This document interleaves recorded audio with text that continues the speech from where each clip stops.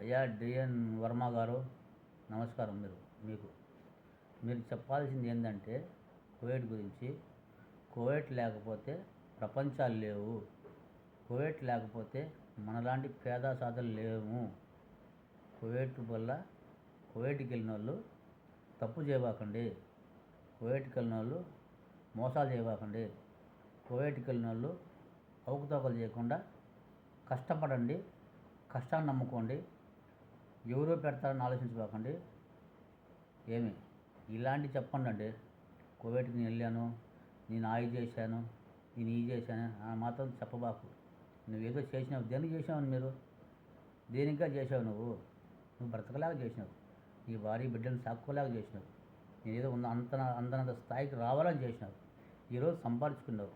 కువైట్ని ఇప్పుడు నువ్వు తక్కువగా చూస్తున్నావు, తక్కువగా మాట్లాడుతున్నావు. కువైట్ ప్రజల్ని ఎవరిని కూడా తక్కువగా చూడకూడదు, తక్కువగా మాట్లాడకూడదు.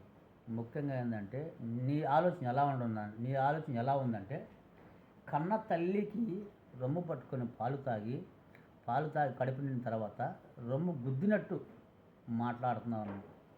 కానీ అది కరెక్ట్ కాదు. నీ వయసుకి అవన్నీ కరెక్ట్ కాదు పెద్దయినా. నిన్ను తప్పుగా, దీని మీద నాకేదో ద్వేషం లేదు, కోపం లేదు, ఏమీ లేదు. నేను అక్కడోనే, ఆ ప్రాంతవాసినే. కాబట్టి నువ్వు మీడియా కాడికి పోయి ఆ టీవీలో ఏదేదో చెప్పబాకయ్యా. నువ్వు టీవీలోకి వస్తున్నావని, నువ్వు ఎలాంటి యూట్యూబ్లో పడుతున్నావని నువ్వు అలాంటి ఏం చెప్పబాకు. మంచి గురించి చెప్పు. నీ వయసుకు తగ్గట్టు చెప్పు.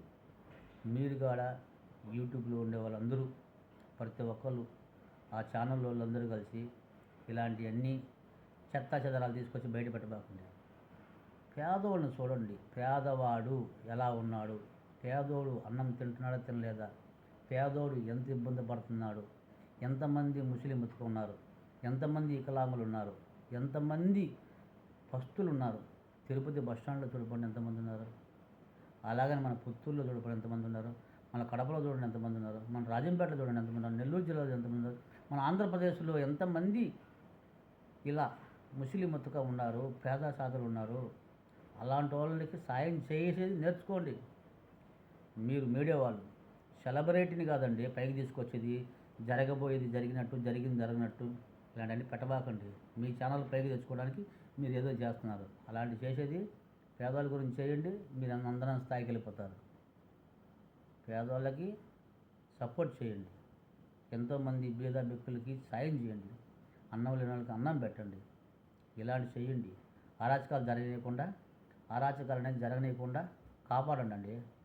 ప్రతి ఒక్కళ్ళు ఈ ఛానళ్ళు, సోషల్ మీడియా అనేది అలా చేయాలి. కానీ డబ్బున్నోడిని 20 సార్లు చూపిస్తారు. డబ్బు లేనివాడిని ఏమైనా చూపిస్తారా? కోటీశ్వరుడిని చూపిస్తారు. కోటీశ్వరుడి కోసం పోతారు. ఇది తప్పు కాదు, ఇది కరెక్ట్ కాదు. సరేనా? నేనేదో తప్పుగా మాట్లాడితే నన్ను క్షమించండి. మీడియా మిత్రులందరూ, టిక్టాక్లో ఉండే పెద్దవాళ్ళందరూ, అందరూ యూట్యూబ్లో ఉండే అందరూ నేనేదైనా తప్పుగా మాట్లాడంటే నన్ను క్షమించండి. పేరున అందరూ. నేనేదైనా కరెక్ట్గా మాట్లాడాడు ఈ అబ్బాయి, కరెక్ట్గా ఉన్నాడు అనుకుంటే నాకు సపోర్ట్ చేయండి.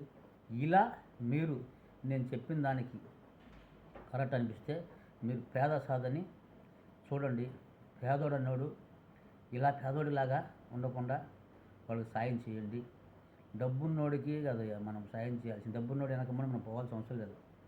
డబ్బు లేనివాడికి సాయం చేయాలి. పేదవాడికి సాయం చేయాలి. బీద బిక్కులకు సాయం చేయాలి. డబ్బున్నోడు ఆ హీరోకి, ఈ సెలబ్రిటీకి, ఆ మినిస్టర్కి, ఈ హోమ్ మినిస్టర్లకి వాళ్ళకి కాదండి మనము దాసోహం చేయాల్సింది. పేదవాళ్ళకి సాయం చేయాలి. పేదవాడికి సాయం చేయాలి.